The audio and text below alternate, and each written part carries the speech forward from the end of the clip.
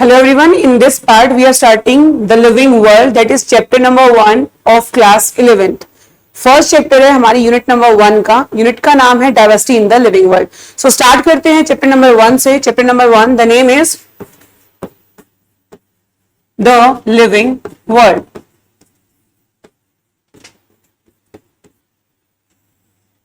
According to new NCERT दो ही topic हमने इसके अंदर पढ़ने हैं. फर्स्ट ऑफ ऑल क्वेश्चन जो है हमारा इसके अंदर, that is what is living. Living organism है क्या, कैसे हम उसको नॉन लिविंग से अलग करेंगे. ये एक सिंपल सा क्वेश्चन हमारे चैप्टर नंबर 1 यूनिट नंबर 1 के अंदर है. यूनिट का नाम diversity in the living world, जिसके अंदर आप 4 चैप्टर्स पढ़ने वाले हो. फर्स्ट चैप्टर से हमने शुरू किया है द लिविंग वर्ल्ड. बेसिस हम इस चैप्टर के अंदर करने वाले हैं. बहुत ज्यादा क्वेश्चंस नीट के अंदर यहां से नहीं आएंगे, लेकिन एक क्वेश्चन फॉर श्योर यहां से आने वाला है. और 2 ही टॉपिक्स है, बहुत छोटा सा चैप्टर है और 4 नंबर फॉर श्योर हमारे यहां से ग्रैब हो जाएंगे. तो व्हाट इज लिविंग. लिविंग पहचानने के लिए सबसे पहले हमें जाननी होंगी कैरेक्टरिस्टिक्स. एक लिविंग होने के लिए किन किन कैरेक्टरिस्टिक्स की जरूरत पड़ेगी, या फिर लिविंग ऑर्गेनिजम्स क्या क्या एग्जिबिट करता है, किस किस पैटर्न पे काम करता है, वो हमें देखना है. नंबर 1, एक लिविंग ऑर्गेनिज्म जो है बेटा वो करता है ग्रो. तो ग्रोथ को हम यहां एक पैरामीटर ले सकते हैं. सेकेंडली हम बात करेंगे रिप्रोडक्शन की. थर्ड हम बात करेंगे मेटाबॉलिज्म की. फोर्थ हम यहां बात करने वाले हैं कॉन्शियसनेस की. And the last one we will talk about cellular organization. ये हमारे कैरेक्टरिस्टिक्स हैं एक लिविंग होने के लिए. लिविंग ऑर्गेनिजम्स ये पांचों चीजें अपने अंदर करते हैं. मतलब एक लिविंग ऑर्गेनिज्म ग्रो करता है, वो रिप्रोड्यूस कर सकता है, वो मेटाबॉलिज्म यानी कि उसके अंदर रिएक्शंस होती हैं, वो कॉन्शियस है यानी कि उसके सराउंडिंग में क्या हो रहा है उसे पता है. सेलुलर ऑर्गेनाइजेशन यानी कि लिविंग ऑर्गेनिज्म एटलीस्ट एक सेल का बना होगा, ये जरूरी है. तो भाई ये जो हमने कैरेक्टरिस्टिक्स लिए, हमारा यहाँ पे काम डिफाइन करना है लिविंग ऑर्गेनिजम्स को. तो डिफाइनिंग प्रॉपर्टी होने के लिए कि कौन कौन सी characteristics defining property of living organism होंगी, उसके लिए यहाँ पे क्या पैरामीटर्स रहेंगे वो हमें देखना है. तो defining property of living organisms होने के लिए हमें 2 क्वेश्चन का आंसर देना पड़ेगा. क्वेश्चन नंबर 1, क्या वो सभी लिविंग ऑर्गेनिज्म में प्रेजेंट है बिना किसी एक्सेप्शन के. मतलब क्या है इस बात का कि ऐसा कोई भी एक लिविंग ऑर्गेनिज्म नहीं होना चाहिए जिसके अंदर वो प्रॉपर्टी ना हो. यदि वो प्रॉपर्टी किसी एक लिविंग ऑर्गेनिज्म के अंदर नहीं हुई तो वो डिफाइनिंग प्रॉपर्टी लिविंग ऑर्गेनिज्म की नहीं होगी. तो first we should talk about it should be present in all living organisms without any exception. Without any exception. अब दूसरी चीज है यहाँ पे कि किसी भी नॉन लिविंग के अंदर वो प्रॉपर्टी नहीं होनी चाहिए. यदि इन सब प्रॉपर्टीज में से कोई भी एक ऐसी प्रॉपर्टी हुई और वो नॉन लिविंग में भी पाई गई तो डिफाइनिंग प्रॉपर्टी हमारी नहीं होगी. सो इट शुड नॉट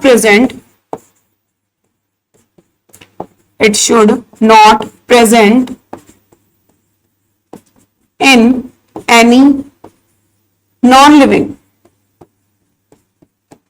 ये दोनों क्राइटेरिया हमारे फुलफिल होंगे तभी हमारी कैरेक्टरिस्टिक्स एक लिविंग ऑर्गेनिजम्स की डिफाइनिंग प्रॉपर्टी होगी. So next we will talk about one by one. First of all we are going to discuss about growth. एक एक करके हमने इनको पढ़ना है और इनकी डेफिनेशंस को देखना है कि एक्चुअली ग्रोथ होती क्या है, कौन कौन से पैरामीटर्स हमें लगाने होंगे ग्रोथ को मेजर करते वक्त, और उसके बाद क्या ग्रोथ डिफाइनिंग प्रॉपर्टी है लिविंग ऑर्गेनिजम्स के.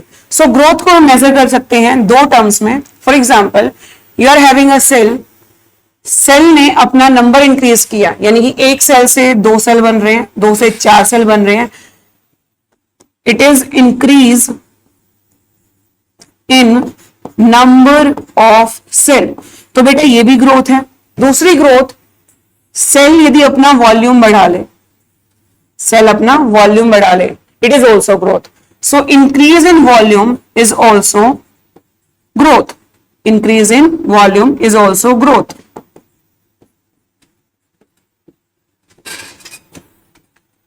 सो ग्रोथ को मेजर करने के लिए हमारे पास दो पैरामीटर्स हैं। Number one, it should be increase in number of cell, या फिर वो हो सकता है इंक्रीज इन वॉल्यूम। दोनों ही केस में ग्रोथ जो है वो हो रही होती है।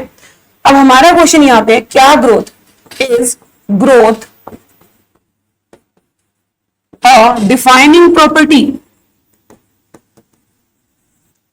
is growth a defining property of living organism। अब डिफाइनिंग प्रॉपर्टी के लिए हमें फिर से दो क्वेश्चंस का आंसर देना है। क्या ग्रोथ सभी लिविंग ऑर्गेनिजम्स में होती है बिना किसी एक्सेप्शन के? पहले क्वेश्चन का आंसर आता है हाँ, क्योंकि ग्रो सभी ऑर्गेनिज्म करते हैं। आपने 10th क्लास में अमीबा पढ़ा होगा, यूनिसेलुलर ऑर्गेनिज्म है लेकिन फिर भी वो ग्रो करता है, अपना नंबर बढ़ा सकता है। अब दूसरा पैरामीटर भी यहां पे आता है कि क्या कोई नॉन लिविंग ऑर्गेनिज्म ग्रो कर सकता है? तो हम बोलेंगे हाँ, नॉन लिविंग चीजें भी ग्रो करती हैं। फॉर एग्जांपल माउंटेन्स का साइज, बेशक वो एक्सटर्नल ग्रोथ की वजह से हो लेकिन वो इंक्रीज होता है। रिवर्स का जो लेवल है वो भी बढ़ जाता है, चाहे वो एक्सटर्नल ग्रोथ हो। तो हम बोलेंगे कि एक्सटर्नल ग्रोथ देखी जाती है नॉन लिविंग के अंदर भी। इसीलिए हम ग्रोथ को, growth is not a defining property, हम क्या लिखेंगे? Growth is not a defining property of living organisms, as external growth is also seen in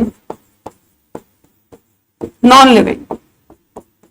तो बेटा ग्रोथ लगता है कि सभी लिविंग ऑर्गेनिज्म में होगी बिना किसी एक्सेप्शन के, बिल्कुल सही बात है, लेकिन हमें यह भी लग रहा था कि नॉन लिविंग तो कर ही नहीं सकता, लेकिन एक्सटर्नल ग्रोथ आपको नॉन लिविंग के अंदर भी मिल जाती है, इसीलिए डिफाइनिंग प्रॉपर्टी नहीं है। दोनों क्वेश्चंस का आंसर यस होना चाहिए तभी डिफाइनिंग प्रॉपर्टी होगा। अब ग्रोथ जो है बेटा वो होती है दो तरह की, types of growth. Growth is of two types. Number one, external growth, जो कि अभी आपको बताया कि नॉन लिविंग के अंदर भी हो सकती है। एक होती है इंटरनल ग्रोथ। तो एक्सटर्नल ग्रोथ को हम एक्सट्रिंसिक ग्रोथ भी बोल देंगे और इंटरनल ग्रोथ को हम इंट्रिंसिक ग्रोथ भी बोल सकते हैं। अलग वर्ड्स हैं सेम इंटरनल और एक्सटर्नल के लिए। External growth is seen in non-living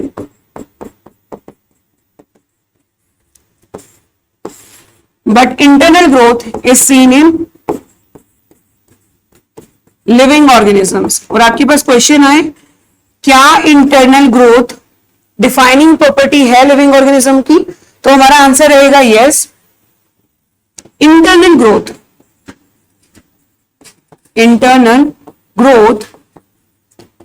is a defining property of living organism। क्योंकि ये किसी भी नॉन लिविंग के अंदर नहीं हो सकती है और ये सभी लिविंग ऑर्गेनिज्म के अंदर है बिना किसी एक्सेप्शन के। फिर हम बात करेंगे कि इंट्रिंसिक ग्रोथ है क्या, कितने टाइप्स हैं इसके। इंट्रिंसिक ग्रोथ, तो बेटा intrinsic growth can be of two type again. First is unlimited and the second one is limited growth. ये सब आपको एनसीईआरटी में नहीं मिलने वाला, लेकिन नीट के एग्जाम में बहुत बार देखा गया है, तो हमें ये पढ़ना जरूर है। अनलिमिटेड ग्रोथ और ये हमारी limited growth. Unlimited growth is seen in plants only. Plant कितना भी बूढ़ा हो जाए, यदि उसका कोई पार्ट गिर जाता है या फिर रप्चर हो जाता है या कोई टिश्यू डैमेज हो जाता है, वो दोबारा से पावर रखता है कि उसको रीजनरेट कर सके। लेकिन एनिमल्स के अंदर होती है लिमिटेड ग्रोथ, क्योंकि एनिमल एक सर्टेन एज तक ही ग्रो कर सकता है। तो जो अनलिमिटेड ग्रोथ है ये रहती है throughout the lifetime, throughout the lifetime. और सेकेंड हमारी है limited growth, it occurs up to a certain age, up to a certain age. Clear? तो ये दो तरह की ग्रोथ थी। हमने देखा कि intrinsic growth is the defining property of living organism, extrinsic growth cannot be defining property of living organism, क्योंकि वो living organisms के साथ साथ नॉन लिविंग में भी पाई जाती है। ग्रोथ की हम बात करें तो ग्रोथ आ जाए, एक्सट्रिंसिक ग्रोथ आ जाए, they are not the defining property of living organism. Intrinsic आगे लिखा हुआ है तो सिर्फ वही आपकी डिफाइनिंग प्रॉपर्टी रहेगी लिविंग ऑर्गेनिजम्स की। तो सेकेंड पैरामीटर हम स्टडी करने वाले हैं, that is reproduction. Second is reproduction. 7th 8th class से हम इसके डेफिनेशन याद करते आ रहे हैं। तो रिप्रोडक्शन है क्या, सबसे पहले तो हमें वो लिखना है यहां पर। रिप्रोडक्शन क्या है? It is the process by which an organism produce their young ones of their own kind, अपने जैसे और यंग प्रोड्यूस करना इज नॉन एज रिप्रोडक्शन। अब रिप्रोडक्शन के टाइप आप ऑलरेडी पढ़ चुके हो, ए सेक्सुअल रिप्रोडक्शन, सेक्सुअल रिप्रोडक्शन। ए सेक्सुअल के अंदर एक ही पेरेंट रिप्रोड्यूस करता है अपने बच्चों को, सेक्सुअल के अंदर दो पेरेंट फ्यूज होंगे, दो गैमेट्स फ्यूज होंगे। लेकिन ये सब कंट्रोवर्सीज हमें यहाँ नहीं पढ़नी है, हमने देखना है कि रिप्रोडक्शन क्या डिफाइनिंग प्रॉपर्टी है लिविंग ऑर्गेनिज्म की या नहीं। तो रिप्रोडक्शन को डिफाइनिंग प्रॉपर्टी बताने के लिए फिर से आपको दो क्वेश्चन का आंसर देना पड़ेगा। क्या ये सभी लिविंग ऑर्गेनिजम्स के अंदर होती है बिना किसी एक्सेप्शन के? क्या कोई एक भी लिविंग ऑर्गेनिज्म ऐसा नहीं है जो रिप्रोड्यूस ना कर पा रहा हो? तो हम कहेंगे भी बहुत सारे लिविंग ऑर्गेनिजम्स ऐसे हैं जो किसी वजह की, किसी कारण की वजह से रिप्रोड्यूस नहीं कर पाते हैं। फॉर एग्जाम्पल हमारे इनफर्टाइल कपल्स आ जाएंगे। सो रिप्रोडक्शन जो है, reproduction is not a defining property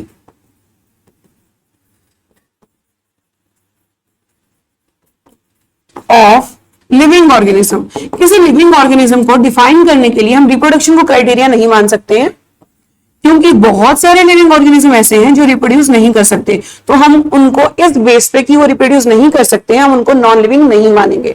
right? For example infertile couple, human couple. इसके अलावा भी बहुत सारे एग्जाम्पल हैं।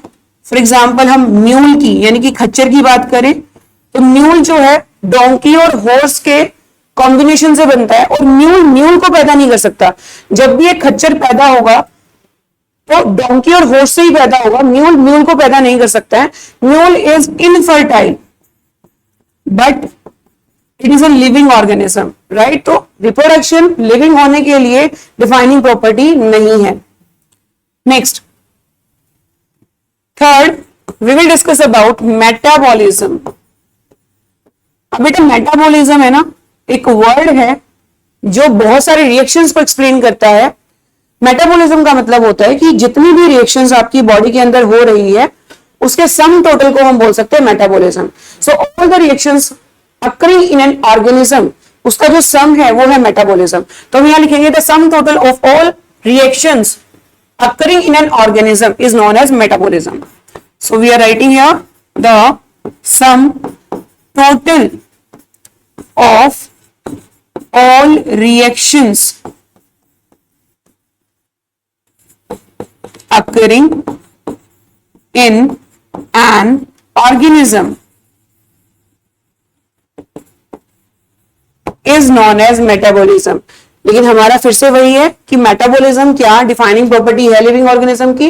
तो दोबारा से वही दो क्वेश्चंस क्या ये सभी लिविंग ऑर्गेनिज्म के अंदर होती है बिना किसी एक्सेप्शन के, और दूसरी बात, क्या कोई नॉन लिविंग ऑर्गेनिज्म रिएक्शंस कर सकता है, एक्सक्रीशन कर सकता है, न्यूट्रिशन कर सकता है?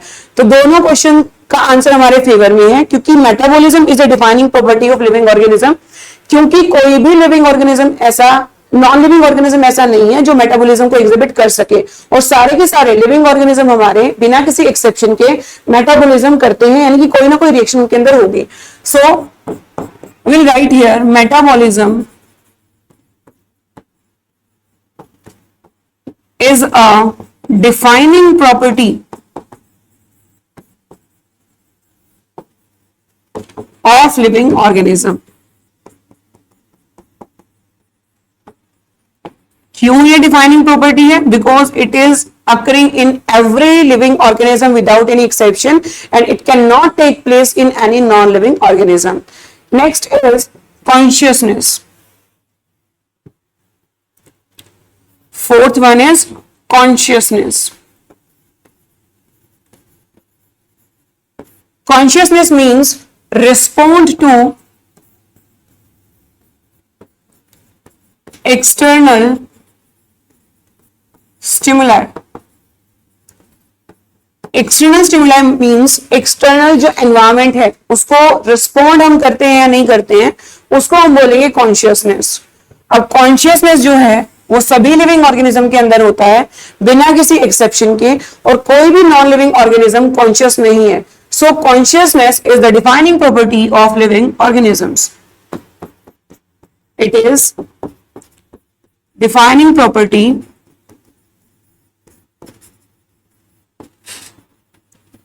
ऑफ लिविंग ऑर्गेनिजम्स, क्योंकि ये सभी लिविंग ऑर्गेनिज्म में होगी बिना किसी एक्सेप्शन के, और कोई भी नॉन लिविंग ऑर्गेनिज्म ऐसा नहीं है जो कॉन्शियस हो.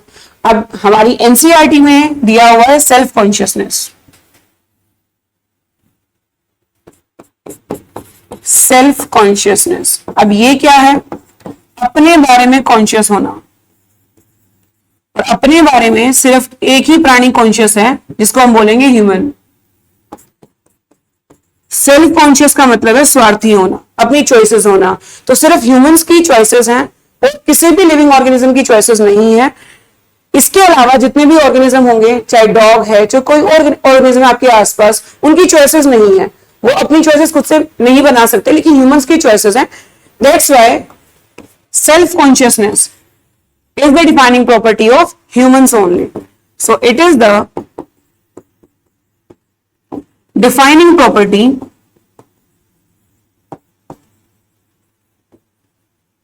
of humans. तो humans को define करना हो तो आप मेटाबॉलिज्म को बता सकते हो, इंट्रिंसिक ग्रोथ को बता सकते हो. उसके अलावा हमारे पास थर्ड पैरामीटर आ गया है सेल्फ कॉन्शियसनेस. ह्यूमन अकेला ऐसा है जो अपने बारे में कॉन्शियस है. नेक्स्ट है cellular organisation. Fifth and the last one is cellular organisation.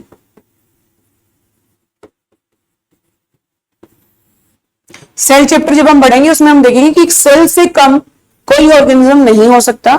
Cell के अंदर तीन चीजें बेसिक रहती हैं, प्लाज्मा मेम्ब्रेन, साइटोप्लाज्म और न्यूक्लियस. इनमें से एक भी चीज आप हटा दो, मींस जेनेटिक मटेरियल ना हो, साइटोप्लाज्म ना हो या मेम्ब्रेन ना हो सेल की, तो वो एक कंप्लीट सेल नहीं है. जैसे कि हम वायरस के अंदर देखें, वायरस के अंदर या तो होता है डीएनए या फिर आरएनए, उसके साथ कोटिंग होती है प्रोटीन की, लेकिन ना तो प्लाज्मा मेम्ब्रेन है ना साइटोप्लाज्म है. वायरस जब भी आउटसाइड द होस्ट बॉडी रहेगा तो वो नॉन लिविंग रहेगा. तो एक सेल का होना एक लिविंग ऑर्गेनिज्म के लिए जरूरी है. बिना सेल के कोई भी ऑर्गेनिज्म इंडिपेंडेंटली एग्जिस्ट नहीं कर सकता, और सेल हर लिविंग ऑर्गेनिज्म के अंदर प्रेजेंट है बिना किसी एक्सेप्शन के. इसके अलावा हम बात करें किसी भी नॉन लिविंग के अंदर ये प्रेजेंट नहीं होगा. दैट्स व्हाई सेल्यूलर ऑर्गेनाइजेशन यानी कि सेल का होना डिफाइनिंग प्रॉपर्टी है लिविंग ऑर्गेनिज्म की. So cell is the defining property of living organism. अब आपसे कोई लिविंग ऑर्गेनिज्म की डेफिनेशन पूछे तो हमने क्या बोलना है? What is living organism? All those organisms that have cellular organization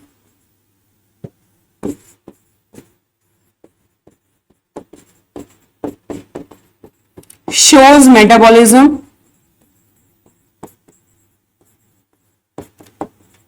and are conscious.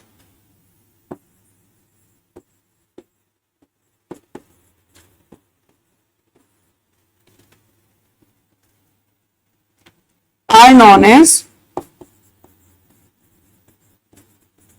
Living organism. तो उन सभी ऑर्गेनिजम्स को जिनके अंदर एटलीस्ट एक सेल से उनकी बॉडी बनी है, वो कॉन्शियस हैं और वो मेटाबॉलिज्म शो करते हैं, वो सभी ऑर्गेनिजम्स लिविंग है। तो ये एक पार्ट हमारा इस चैप्टर का हो चुका है। इन द नेक्स्ट पार्ट जो कि बेसिक है हमारा, इसके अलावा भी कुछ चीजें हैं जो इसके अंदर मैं आपको बताऊंगी। दो पार्ट्स में हमारा चैप्टर डिवाइडेड है। एक है टेक्सोनोमिक हायरार्की यानी कि बायोडाइवर्सिटी, उसको स्टडी कैसे करना है, इतने सारे लिविंग ऑर्गेनिज्म, क्योंकि बायोलॉजी का फर्स्ट चैप्टर आप पढ़ रहे हो, यूनिट भी फर्स्ट है आपकी, 11th की यूनिट फर्स्ट है आपकी, जिसके अंदर बायोलॉजी है क्या वो आपने इसके अंदर स्टडी करना है। बायोलॉजी यानी कि स्टडी ऑफ लिविंग ऑर्गेनिज्म, जिसके अंदर लिविंग ऑर्गेनिज्म एक्चुअली है क्या वो हमने यहाँ पे देखा। अब लिविंग ऑर्गेनिज्म की हम बात करें तो अर्थ पे 1.7 से लेके 1.8 मिलियन ऑफ स्पीसीज है, इनकी इतनी सारे तरह की स्पीसीज हैं, उन सबको इकट्ठे पढ़ना आसान नहीं है, लेकिन उनको कैटेगराइज कर दिया जाए, उनकी क्लासेस बना दी जाए, उनको एक पर्टिकुलर नाम दे दिया जाए, तो इसको स्टडी करना आसान हो सकता है। तो ये सब कौन देखेगा, एक ब्रांच है हमारे पास साइंस की, दैट इज टेक्सोनोमी। उसके अलावा हम पढ़ेंगे सिस्टमैटिक्स। टेक्सोनोमी बेसिकली इसके अंदर काम करती है, तो वो टेक्सोनोमी है क्या वो इसके अंदर हम सेकंड पार्ट के अंदर देखने वाले हैं। लेकिन यहाँ पे एनसीईआरटी के अंदर कुछ क्वेश्चंस हमें दिए हुए हैं। नंबर 1 कि जो रिएक्शंस आप केमिस्ट्री लैब के अंदर करते हो, मैंने आपको बोला कि रिएक्शंस एक लिविंग ऑर्गेनिज्म के अंदर होगी, तो कंट्रोवर्सी यहाँ पे ये है कि जो रिएक्शंस केमिस्ट्री लैब के अंदर होंगी क्या वो लिविंग है या नॉन लिविंग। तो जो रिएक्शंस आप इन विट्रो का मतलब होता है बच्चों लैब के अंदर, किसी ऑर्गेनिज्म के अंदर होगी तो हम वर्ड यूज करेंगे इन विवो, लेकिन इन विट्रो यानी कि लैब के अंदर जो रिएक्शंस होती हैं उनको हम क्या माने, हम लिविंग माने या नॉन लिविंग माने। क्योंकि लिविंग ऑर्गेनिज्म की डेफिनेशन पढ़ते वक्त हमने देखा कि रिएक्शंस एक लिविंग ऑर्गेनिज्म के अंदर होगी, लेकिन जो ये रिएक्शंस है बेटा, इनको ना तो हमने लिविंग मानना है ना नॉन लिविंग मानना है। These are just reactions, lab reactions. तो इनको किसी भी क्राइटेरिया में हमें नहीं रखना। आप बोलोगे किस क्राइटेरिया में हम इनको रखें, तो जस्ट आप रिएक्शंस के उससे यूज करोगे इसको मेटाबॉलिज्म का वर्जन हमें नहीं देना है, क्योंकि ये इन विट्रो रिएक्शंस हैं। तो ऑप्शंस को ध्यान से देखेंगे और उसमें इन विट्रो और इन विवो दो वर्ड सबको मिलेंगे। विवो का मतलब है ऑर्गेनिज्म के अंदर और विट्रो का मतलब है लैब के अंदर, तो ये ध्यान रखना। उसके अलावा एक और चीज वहां दी हुई है कि एक पेशेंट कोमा के अंदर है जो कि ब्रेन डेड है, और हमें पता है कि वो वापस अपनी लाइफ में, यूजुअल लाइफ में कभी आएगा नहीं, फुल्ली वेंटिलेटर पे है, ब्रेन उसका डेड हो चुका है, कुछ रिएक्शंस उसकी बॉडी में हो रही हैं क्योंकि वो जो भी उसको दवाइयां दी जा रही है उसको रिस्पॉन्ड कर रहे हैं। और कॉन्शियसनेस हमने माना था यहाँ पे कि भाई वो एक लिविंग ऑर्गेनिज्म की कैरेक्टरिस्टिक है, डिफाइनिंग प्रॉपर्टी है, लेकिन कोमा पेशेंट को भी आप ना तो लिविंग मानोगे और ना ही नॉन लिविंग मानोगे, तो इनको किसी भी क्राइटेरिया में रखने की जरूरत नहीं है। क्लियर? तो ये था हमारा व्हाट इज लिविंग के बारे में। ये वीडियो जो है हमने डेमो के लिए शूट की है, जिसके अंदर हमने चैप्टर 1 लिविंग वर्ल्ड का डेमो हमने दिया यहाँ पे। ये न्यू बैच में आप ज्वाइन कर सकते हो, जो कि प्ले स्टोर से यस एकेडमी ऐप डाउनलोड करेंगे, उसके अंदर न्यू बैच है जिसे सिर्फ +1 करनी है, यानी कि टारगेट हमारा नीट 2026 है, तो न्यू बैच को ज्वाइन करेगा। संकल्प बैच नीट 2025 के लिए है, उसके साथ साथ संजीवनी बैच भी नीट 2025 के लिए है। उसके अंदर आपको 11th और 12th दोनों मिल जाएंगी, लेकिन जो बच्चे न्यू बैच को ज्वाइन करेंगे उसमें सिर्फ आपको 11th का सिलेबस ही पढ़ाया जाएगा। 11th के पीडीएफ ही आपको डाउनलोड करने के लिए मिलेंगे और 11th के टेस्ट ही आपको वहां पे कंडक्ट कराए जाएंगे। Thanks a lot.